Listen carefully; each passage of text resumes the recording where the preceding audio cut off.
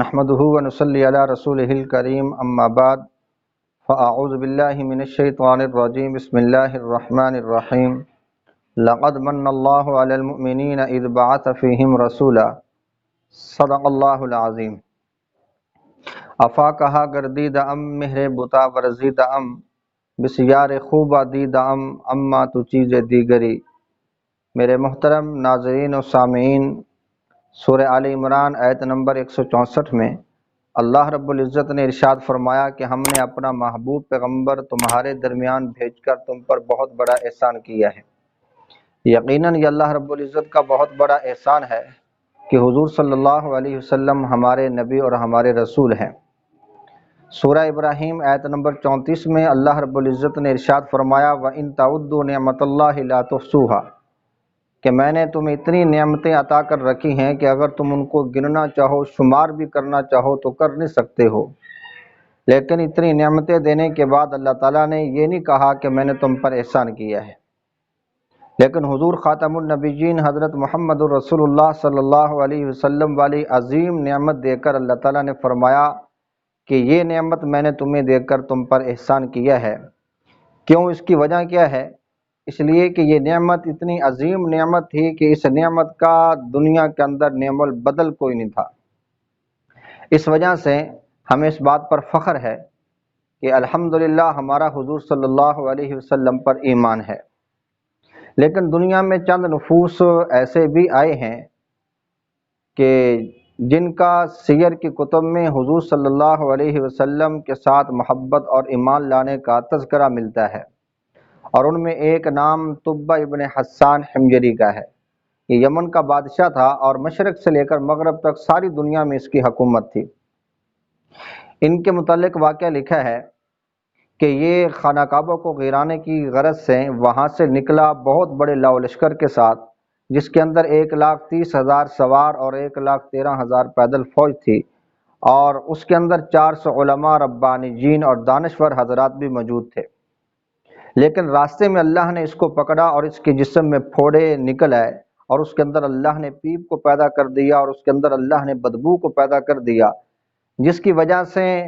اس کو عقل آئی اور اس نے پھر خانہ کعبہ پر غلاف چڑھایا،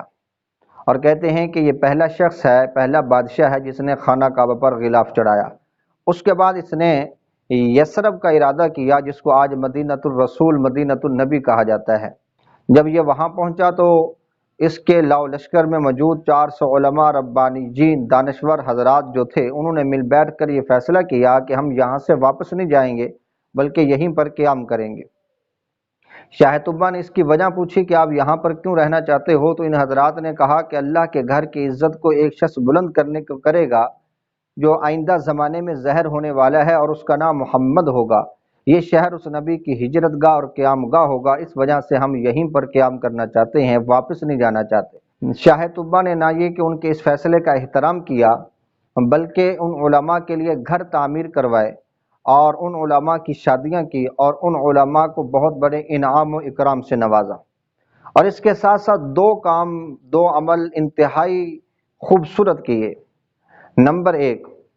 شاہ طبہ نے وہاں پر حضور صلی اللہ علیہ وسلم کی نسبت اور نام کا ایک گھر تعمیر کروایا،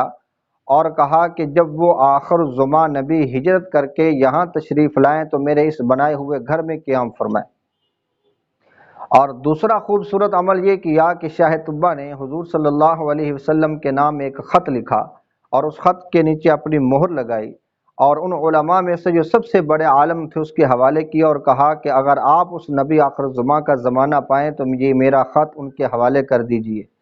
اور اگر زمانہ نہ پائیں تو نسل در نسل میرا یہ خط ضرور پہنچا دینا۔ روایات میں آتا ہے کہ جب حضور صلی اللہ علیہ وسلم مکہ چھوڑنے کا جب ارادہ کیا تو اس وقت اللہ کے رسول صلی اللہ علیہ وسلم کو ابو لیلہ نامی شخص نے اب شاہ طبہ کا وہ خط حضور کو پہنچا دیا، اور حضور صلی اللہ علیہ وسلم نے خوشی کا اظہار فرمایا اور مرحبا مرحبا مرحبا 3 مرتبہ شاہ طبہ کے لیے کہا۔ اب کہا یہ جاتا ہے کہ جب حضور صلی اللہ علیہ وسلم نے ہجرت کی اور مدینہ میں آئے تو حضرت ابو ایوب انصاری رضی اللہ تعالیٰ عنہ کے مکان میں ٹھہرے، تو کہتے ہیں یہ وہی مکان تھا جو 1000 سال پہلے شاہ طبہ نے حضور کے نام کا تعمیر کروایا تھا۔ اور یہ بھی کہا جاتا ہے کہ حضرت ابو ایوب انصاری رضی اللہ تعالی عنہ اسی بڑے عالم کی اولاد میں سے ہیں کہ جس بڑے عالم کو شاہ طبہ نے حضور کے نام کا خط دیا تھا۔ اس اعتبار سے اگر ہم یہ کہیں کہ حضور صلی اللہ علیہ وسلم اپنے ہی گھر میں آ کر ٹھہرے تو یہ غلط نہ ہوگا۔ تو یقیناً یہ ہمارے نبی کی شان اور ہمارے نبی کا مقام ہے کہ ابھی دنیا میں آنے کو 1000 سال پڑا ہے، لیکن رسول اللہ صلی اللہ علیہ وسلم کے تذکرے، حضور کے چرچے دنیا میں پہلے سے موجود ہے۔ اس اعتبار سے ہمارے لیے بہت بڑی سعادت کی بات ہے اور فخر کی بات ہے کہ اللہ پاک نے ہمیں اس رسول کا امتی بنایا ہے کہ جس رسول کا امتی بننے کے لیے ان حضرات نے خواہش کا اظہار کیا، اور کہتے ہیں کہ اس خط میں لکھا کیا تھا، کتابوں میں آتا ہے اس خط کے اندر اس نے یہ لکھا تھا کہ میں اللہ پر اور آپ صلی اللہ علیہ وسلم پر ایمان لے آیا ہوں اور آپ کے دین کو قبول کرتا ہوں۔ اور خط کے آخر میں سورہ روم کی یہ آیت للہ الامر من قبل ومن بعد ویومئذ یفرح المؤمنون بنصر اللہ لکھی تھی کہ شروع کے اور بعد کے سب اختیارات اللہ کے پاس ہیں، اور قیامت کے دن جو مؤمنین ہوں گے وہ اللہ کی امداد کے ساتھ خوش و خرم ہوں گے۔ تو ہماری بھی دعا ہے اللہ پاک اس خوش و خرم کا وافر حصہ شاہ طبہ کو بھی عطا کرے، اور اللہ پاک ہم سب کو حضور صلی اللہ علیہ وسلم سے سچی محبت اور عقیدت اور الفت اور تعلق اور نسبت رکھنے کی توفیق عطا فرمائے۔ وما علینا الا البلاغ۔